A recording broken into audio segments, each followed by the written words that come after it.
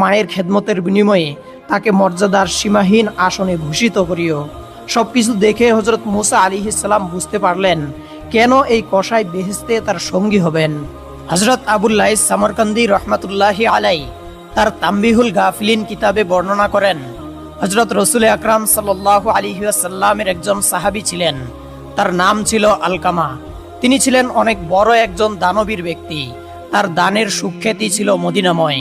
একদা তার স্ত্রী নবী করিম সাল্লাল্লাহু আলাইহি ওয়াসাল্লামের কাছে এসে আরজ করলেন, ইয়া রাসূলুল্লাহ, আমার স্বামী বেশ অসুস্থ, মনে হয় আর বাঁচবেন না।